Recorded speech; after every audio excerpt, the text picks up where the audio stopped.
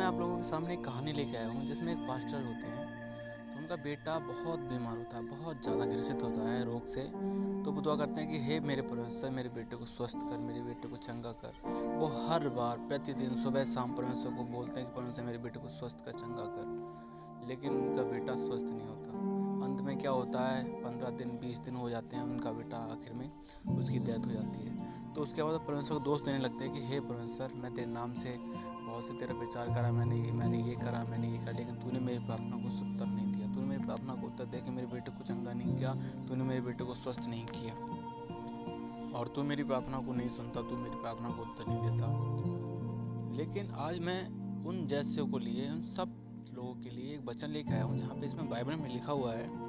जब आप लूका रचित सुसमाचार उसका 10वां अध्याय और उसके 19वें पद में पढ़ेंगे तो वहाँ पे यूँ लिखा हुआ है, मैंने तुम्हें सांपों और बिच्छुओं को रौंदने का और शत्रु की सारी सामर्थ्य पर अधिकार दिया है, और किसी भी वस्तु से तुम्हें कुछ हानि ना होगी।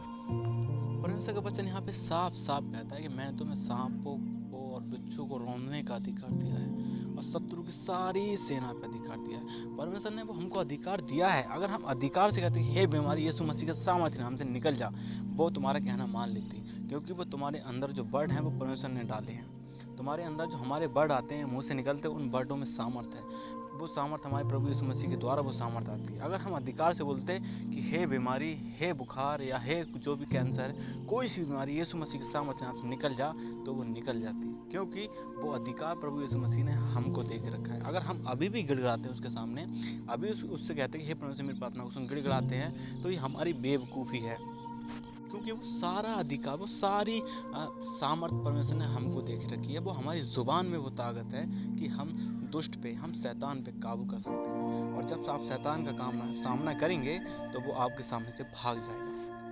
वचन कहता है उसने दुष्टों की सारी युक्ति पे, दुष्टों की सारी शक्ति पे हमको अधिकार दे के रखा है, और किसी भी वस्तु से हमें कुछ हानि ना होगी, क्योंकि हमको सांप और बिच्छू को रौंदने का अधिकार है। कहने का मतलब हमें हर प्रकार की बीमारी को भगाने का, मुर्दों को जिंदा करने का, हर प्रकार के कैंसर को, हर प्रकार के दुष्ट रोग को निकालने का हमको अधिकार है, क्योंकि हम प्रभु यीशु मसीह की संतान है, हम ज्योति की संतान है। परमेश्वर का आत्मा, परमेश्वर का सामर्थ, परमेश्वर का प्रकाश हमारी जिंदगी में है। इसीलिए परमेश्वर का वचन कहता है कि तुम जगत की ज्योति हो। अगर हम ज्योति की संतान है तो परमेश्वर का वचन हमसे कहता है कि उसने हमको हर प्रकार की सामर्थ्य दे के रखी है। उसने कहा कि जाओ तुम मेरे नाम से इससे बड़े बड़े भी चमत्कार करोगे, तुम मुर्दों को जलाओगे, तुम लोगों को चंगा करोगे। वचन गवाह है, पौलुस के कपड़े छूने से लोग चंगे हो जाते थे। एक बार जब पतरस मंदिर में जा रहा था तो एक रोगी था। उसने कहा कि मेरे पास कुछ नहीं है, मेरे पास कोई धन दौलत तो नहीं है, लेकिन प्रभु यीशु मसीह के नाम से उठ और चल फिर। और वो रोगी चंगा हो गया, क्योंकि पतरस जानता था कि उसके पास अधिकार है। वो अधिकार प्रभु यीशु मसीह ने उसको दे के रखा है, और वो अधिकार हम लोगों के पास है, वो अधिकार आपके और मेरे पास है।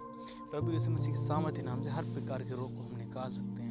हम गिड़गिड़ाए ना, वरन पूरी सामर्थ्य, पूरे अधिकार से हम उसका दुष्ट का सामना करें, क्योंकि वचन कहता है हमको सांपों और बिच्छुओं को रौंदने का अधिकार है, और सारी दुष्ट की चाल से हमें कुछ हानि ना होगी, क्योंकि हम परमेश्वर यीशु मसीह के हैं। परमेश्वर हमसे बहुत प्यार करता है। अगर आप उससे प्यार करते हैं तो उसके अधिकार को अपने जीवन में लेके आइए, उसके प्रेम को अपने जीवन में लेके आइए, उसके भय को अपने जीवन में लेके आइए, और प्रभु यीशु मसीह के नाम से हर प्रकार की दुष्ट आत्माओं को, हर प्रकार के रोग को निकालिए। अब वो देखिए यीशु मसीह के सामर्थ्य नाम से वो बाहर निकलेंगे, क्योंकि प्रभु यीशु मसीह ने वो अधिकार आपको दे के रखा है। बस बदले में आपको क्या करना है कि प्रभु यीशु मसीह की आज्ञाओं को मानना है, उसके साथ जीवन जीना है, उसके वचन में जीवन जीना है। उसके बाद आप परमेश्वर की आशीषों को स्वर्ग से बरसते हुए अपने ऊपर देखेंगे। खुदा आपको बहुत अच्छी आशीष दे आज के वचन के द्वारा, और बात बढ़ते चलिए। खुदा यीशु मसीह।